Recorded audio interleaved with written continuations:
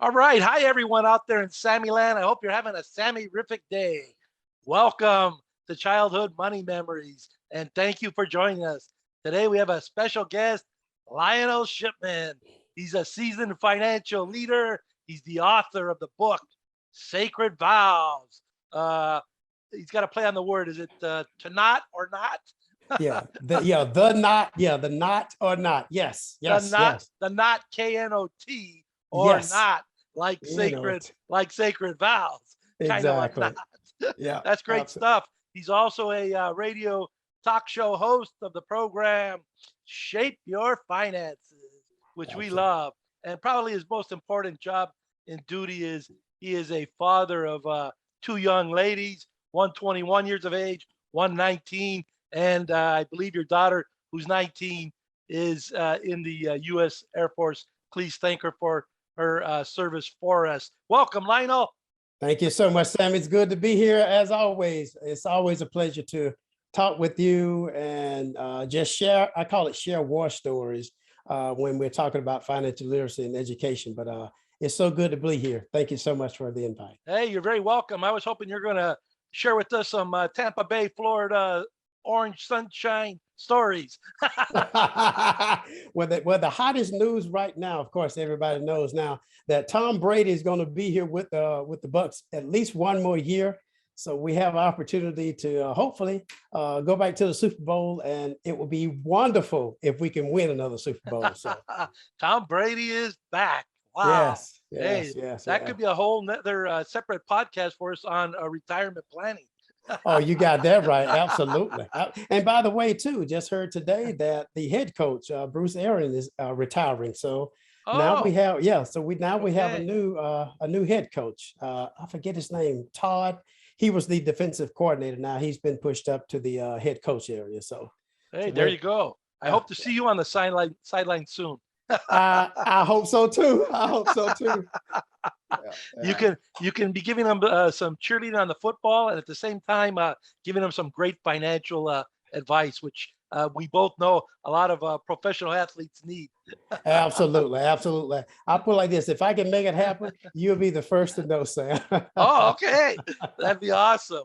All right, let's Yeah, get today's topic. We're talking kids and money, parents and talking to their kids about money and helping them to develop these strong financial habits that will lead them to more financial wellness and success, and maybe even one day being rich. Maybe they'll own their own sports team. Here's the question we like to start off asking everyone, Lionel, is please share with us a first or a favorite childhood money memory. favorite or either first childhood money memory. Oh gosh, I have some great ones, but I would give this one. Uh, I would probably say it's probably maybe not one of my favorite, but it's definitely one of those most memorable ones. Okay. Uh, when I was a kid, I was the kind that always asked for things. And of course, not necessarily being greedy or I felt entitled, but I had no problem asking. If the answer is no, I hadn't lost anything. I had so I learned at an early age to ask. But I guess this one day I was asking my mom for money to go to I think to the game room. One of the stores had a game room, and I wanted to go and go and play some of my favorite video games. So she said, "You know what? I have something for you. Why don't you come to work with me?" Well, Mm. my mom worked at the nearby grocery store. If some of you may remember in the South, and I don't know if they had them really up north, the Piggly Wiggly grocery store. Everybody has probably heard of it, but We've heard of that on TV. exactly, exactly. You know what? I should have worn my shirt. I got a vintage Piggly Wiggly shirt, and so she was the head cashier there growing up, and so she took me to work with her. She said, I'm going to put you to work. Then you want to get some money? Well, you're going to have to earn it. So she went and talked to the manager, and he said, yeah, we can have something that he can do around here at the store. So it just happened to be on the day where all of the goods came in. So they were stocking the shelves basically all day. And my job was basically I had this little cart, and they wouldn't allow me to put the pricing. You know, back then we put the prices on the merchandise, so they wouldn't give me a pricing gun, but they they said no, no, you're not ready for that. But they said, well, what you can do is follow us as we stock the shelves, and your job would be to pick up all of the cardboard boxes, load them up, take them to the back, put them in this like a compressor type machine. They wouldn't let me operate the machine, but I just had to take them to the back, being young and all. But that was my, I guess, one of my first jobs and one of my first memories when it came to money. My mom would always tell me that money didn't grow on trees. And I didn't catch that until that day, that money didn't grow on trees. Actually, my parents had to work for money. So they didn't have just money just to freely give me, but they wanted to teach me more than just giving me money. You know, they wanted to instill within me that earning money is vitally important. You know, being able to work, earn your own money, but then also being able to spend it and manage it carefully. So I would probably say that was my my most favorite story or memorable moment when regarding money, because later on, Sammy, while I was in college, where did I work? Piggly Wiggly. Piggly I worked at, Wiggly. I worked at Piggly Wiggly for 4 years, and actually helped pay my way through college. So it was a good lesson early on to earn money and be able to spend it responsibly. That is amazing. Wow. Yeah. Please give your mom, if she's still with us, Yes. two Sammy Rabbit gold carrots. I sure will. I will let her know that. I will sure let What her know that. what a wise woman. You know, Yeah. Sammy Rabbit likes to Yeah. say earning money is a great habit. Yes, yes, I agree. I agree. Even to this day, I'm still having to earn money. Yeah, that's something, boy, that's a gift that keeps giving. And what a Yes, it great is. one for parents to give their children. Mhm. Two more follow-up questions related to that. One, to give us a little context. Was that in the 70s, the 80s? Around what time frame did that happen? And about how old were you at the time? Okay. It's just so funny you talk about how old. I just had a birthday last week. I just turned. I told everybody I was turning 25, but actually need to flip the number. It's actually 52 years young. So so yes, it was actually early 80s because I was, you know, born in Okay. 1970. So around about 12, 13, 14-year old is when I was doing the picking up the boxes around the Piggly Wiggly grocery store. Yeah, and you could say, boy, your mom was helping to shape your money mindset, huh? Oh, absolutely, absolutely. I always tell people that, you know, my parents were not as astute as I am now with money and money management, but they taught me principles early on. You know, I've often talked about how my dad would tell me, you cannot, he said, don't live a champagne life on a beer budget. I had no earthly idea what he was talking about until I got older and I understood that principle. And then my mom, of course, would always tell me you cannot spend more money than what you earn Mm, because they didn't believe in a lot of having credit and things like that. So those yeah. are just two principles that have stuck with me even to this day. Yeah, well, those are basic core foundational principles that will set Mhm. you and or anyone up for success. Now, here's a Yeah. question I like to ask all of our guests, and that is, Uh-huh.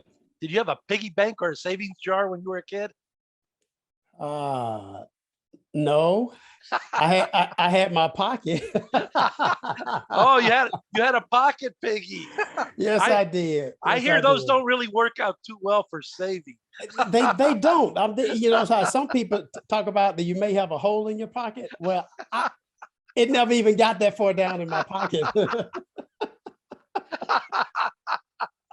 Oh, But that's great. yeah, yeah, yeah. But to answer your question, no, I didn't really have a piggy bank. Like I said, it was more so don't spend all your money. And if that means putting it in a jar or putting it somewhere in a box or something safe until you get ready to use it, that was about it for us. We didn't really have a rule of how much money you need to save, but it was more so if you get money, don't spend all your money all at once. Yeah, that's great advice. Yeah. Now let me fast forward, and this is again related to change and saving. I'm always Mhm. curious if, as an adult, if you save coins or change. Like I'm saving change everywhere. I save it in the car, in the ashtray. I have little bottles, jars, coffee cups. What about you?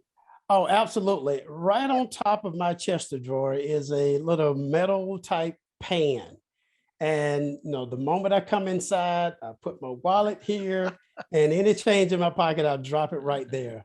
And I have to say, like every 2 to 3 months, my wife will put it into the little change. We got this little handy dandy little dispenser where you drop all the change in and it Oh, separates all the coins. oh, nice. Yeah, yeah, Wow. yes, yeah. So every year we save probably upwards of $200-300 in change. Wow, Yeah, amazing. yes, yeah, yeah. Periodically she'll roll it up and then we keep it for the end of the year, maybe around Christmas time. Oh, Yeah, yeah. yeah, yeah, Great. yeah, yeah, yeah, yeah. But yeah, Yeah. I still do that to this day though. Yeah. Yeah. These little pennies, these little seeds, they blossom, they grow, they Yes, add they up. do.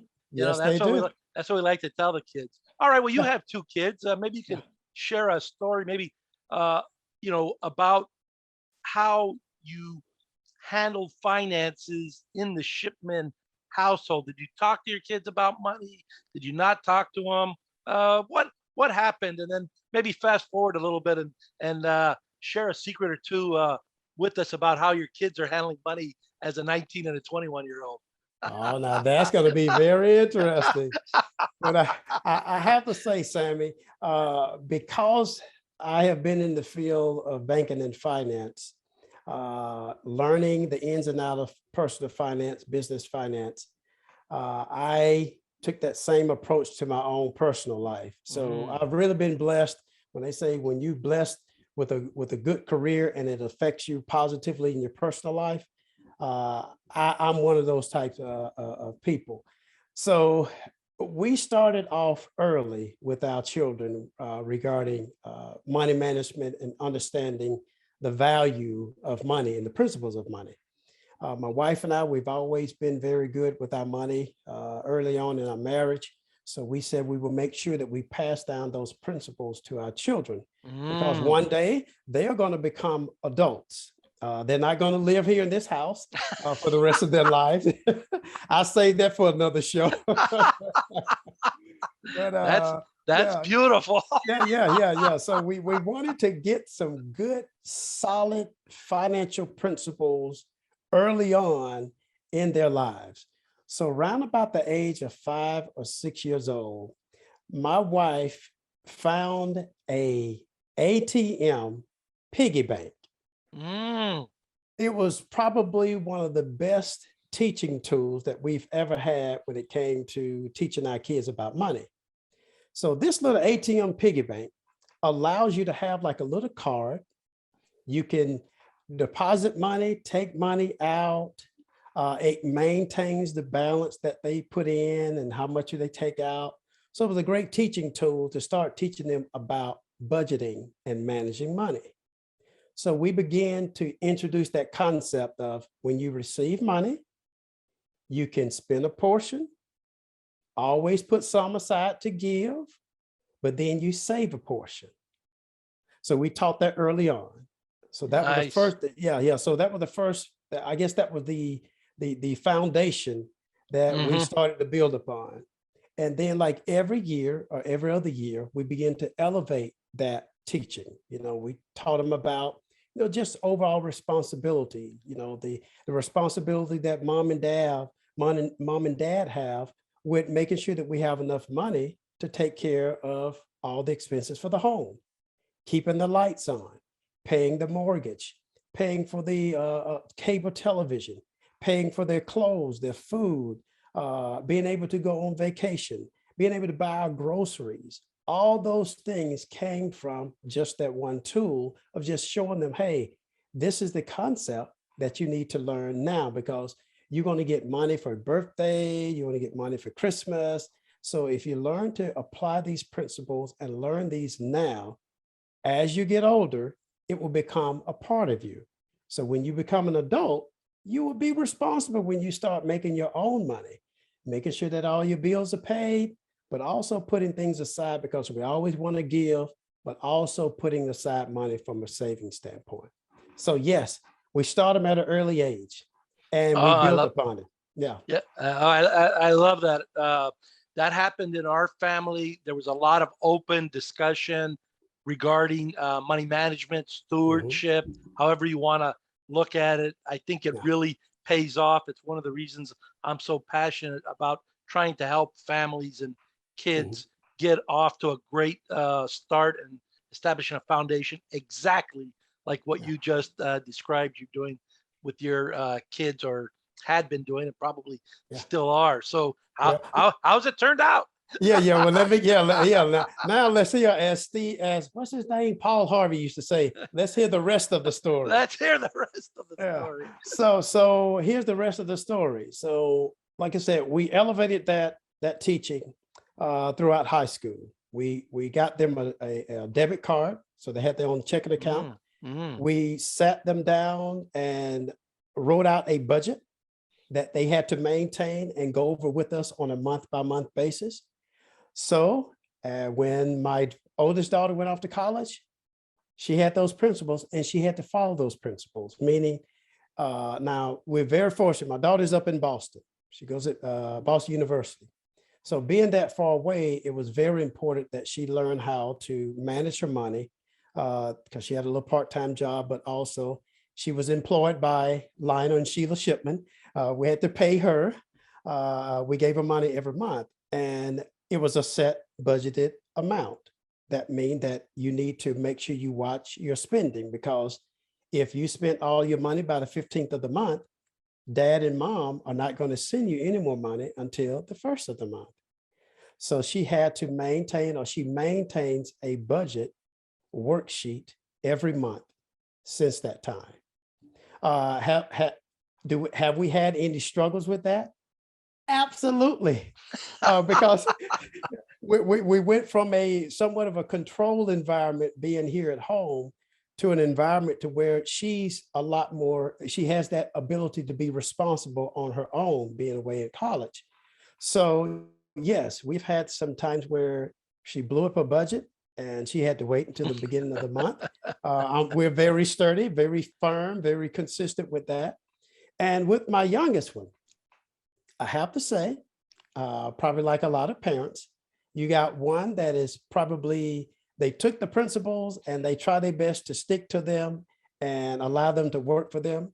And then you have that one kid that is a little bit more free will, a little bit more adventurous, learn the principles, but may not always apply them.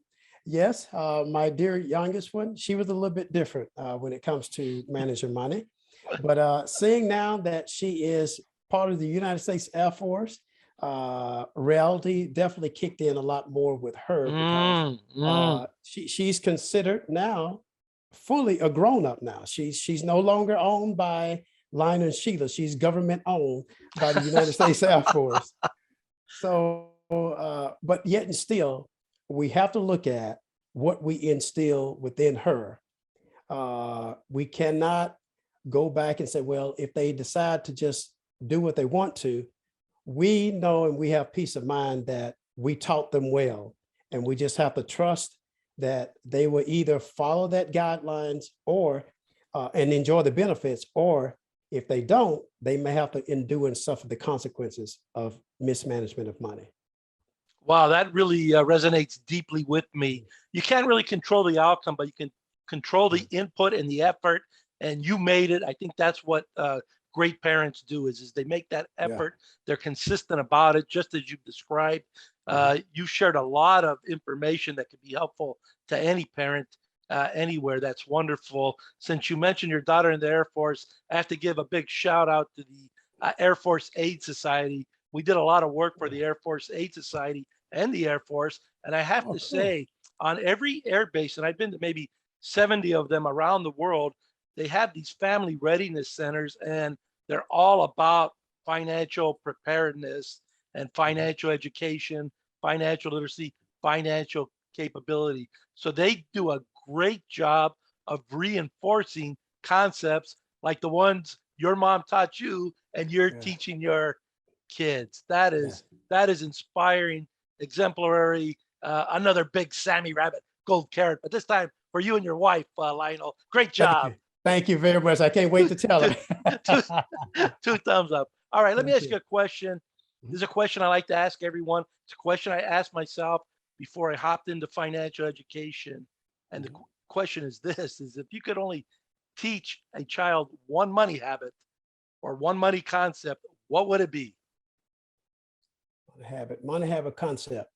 Uh, I would have to say, regardless of the amount of money that you make, always, always give to others that are in need.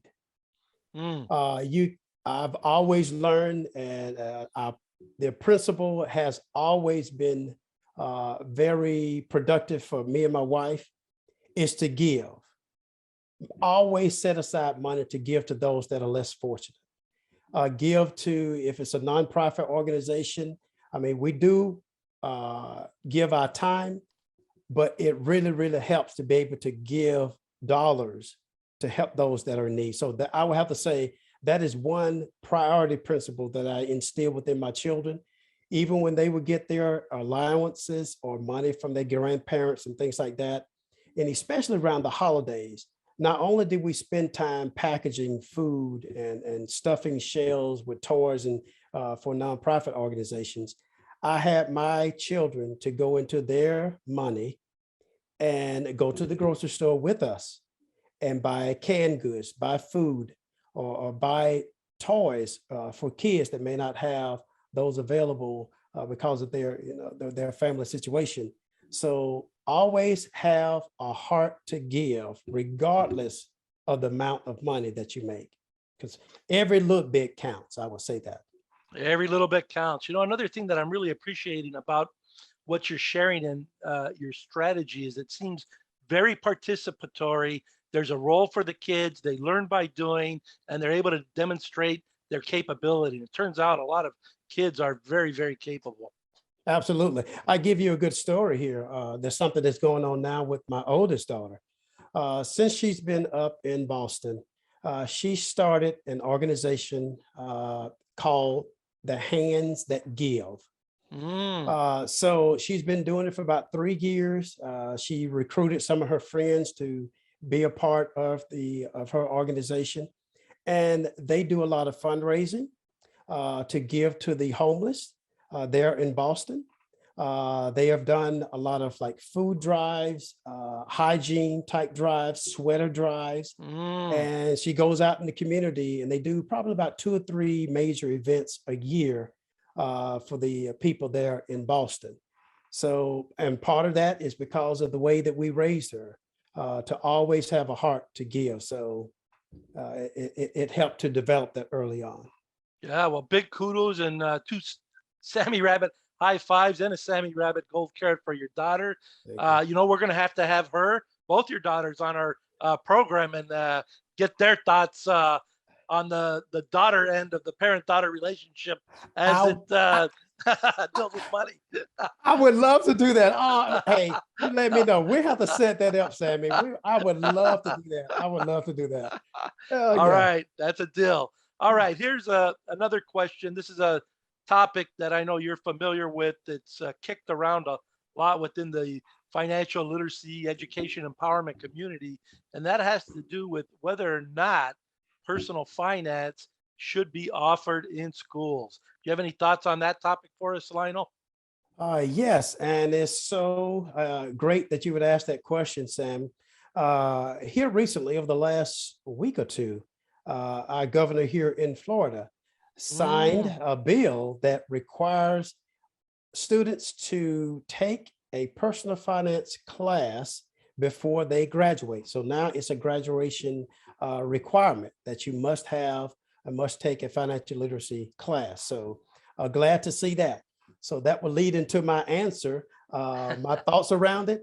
Absolutely. Absolutely. I think it should be mandatory starting even in elementary school to introduce money and money skills to our young children, and then being able to build upon it from there. And like I said, I use myself and my household as an example. If we're teaching our kids about math, because it is important, schools teach it, but it's the homework when they come home is reinforced by us as parents. So I look at it as a dual responsibility. I cannot leave the sole responsibility upon the school. There's a responsibility to us as parents to reinforce what our children are learning at home. Now, for me being in finance and banking, yeah, my kids were able to learn a lot more, but thankfully, they were introduced to financial literacy classes when they got to high school. It was part of some of the clubs or some of the classes that they were a part of. They had to learn some of these same skills before they graduated, even though it was not necessarily a requirement, but it was part of their class that they at least have to learn some money management skills. So to answer your question, yes, as we look at the STEM program, with technology, math, engineering, all these classes are very important. And I believe that money is equally important because money is something that we're going to deal with for the rest of our lives. Our children, they will become adults one day. They're going to go to college or go into the military, start a business. They're going to make money on their own. So it's important to give them those skills, let them teach those skills now. So when they get older, I know because I'm a witness, I wish to this day that I would have had some of these skills that are available now to our children. I wish I would have had them early on, and I would not have made some of the mistakes along the way as an adult. And I would probably be retired now had I had some of those skills early on. But yes, answer to your question, yes, I think it is vitally important that our children have finance classes or personal financial literacy type classes in school. It should be mandatory, starting at an early age and doing it on through high school and even into college. Now, Lionel, is there one final thought you may want to share with all the parents out there in Sammyland? Yes, I would say this. Consistency is important as a parent. We know that consistency from a disciplinary standpoint is important, but consistency when it comes to money management and teaching our kids about money management. Stay consistent. We can't mandate to our children that they must do their chores in order to get an allowance. But then when they don't do their chores, we still give them an allowance. So if we're going to establish a principle or a rule, stay consistent with it. If it's a good rule, stay consistent. It's so easy to veer off, but if we stay consistent, I have learned and experienced, it pays off in the end.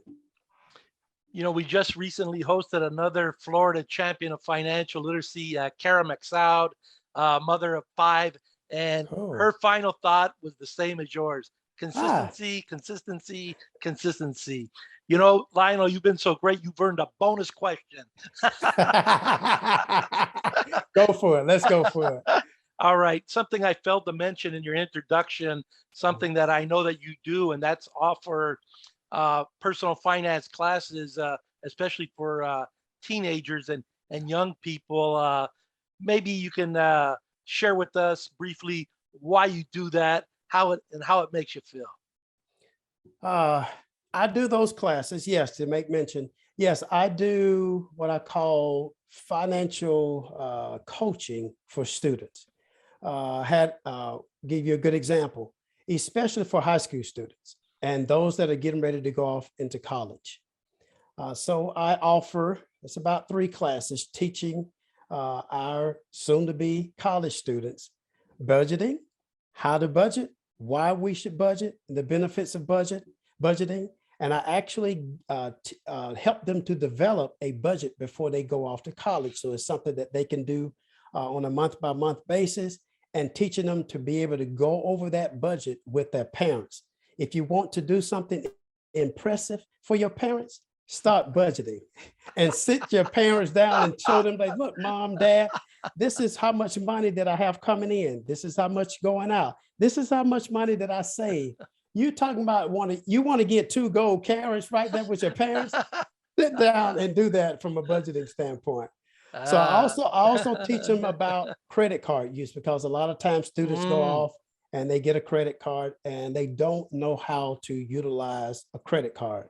So I teach them about what a credit card is, the features of it, the benefits of it, and to be aware of the pitfalls regarding credit card use. And then lastly, I like the subject of money consciousness, or developing your mindset regarding money. So I kind of go over some great tools. I give them some great tools regarding their money mindset to kind of reset how they may think about money, because they're influenced so much from social media and from other influencers that are in their lives. But I help them to try to maintain a good mindset around money. I also want to mention also too, Sammy, something that you probably didn't realize, but I actually have 2 books. The book back here is my finance book. It's called Money Responsibly. And I use that tool actually to help our students as well, because it touches on a lot of those topics, from the budgeting, the mindset, credit, debt management, and it helps them really get their firm foundation as they go into college and eventually go off into adulthood. Wow, that's terrific. Sammy Rabbit and I, we love authors. So kudos to you, Lionel. I know the families and folks and friends and fans of Sammy Rabbit in the audience, they're going to want to contact you. How can they find you and get some of that 3 generations of Shipman personal finance knowledge and wisdom? Cool. Okay, great. I have to say right now, my website is undergoing some construction, but my website is www.shipmanconsulting.com. That's SHIPMANCONSULTING.com. You can also reach me on social media. You can catch me on Twitter, Instagram, Facebook, and LinkedIn. So I always tell people, if you really want to reach me, if you Google Lionel Shipman, you will find me. And lastly, you also mentioned earlier during the bio part, Sammy, about being a host of my own show, the Lionel Shipman Shape Your Finances show. I did that show for about 3 years on the radio. And you can also listen to all the past shows on demand on iTunes, iHeartRadio, Spotify. But I want people to know as well, and also with you, Sammy, Spondulix. I'm a finance content provider for streaming television, financial education channel called Spondulix. So I have my show there on that platform as well. And by the way, this program may be airing on Spondulix in the very near future. Cool, they're good. the Florida Partnership for Prosperity. They host Spondulix. They've created Spondulix, and it's a tremendous platform for all the people who are champions of financial literacy like yourself. I want to thank you again, Lionel, for joining us. I want to thank everybody out there in our audience. I want to remind you that we are doing this program because we want to make it easier, and we want to make it cool and fun for families to talk about money. It is so important, as Lionel's outlined here today. On that note, I'm going to say goodbye to everybody in Sammyland. Have a Sammy-rific rest of the day. So long, everybody.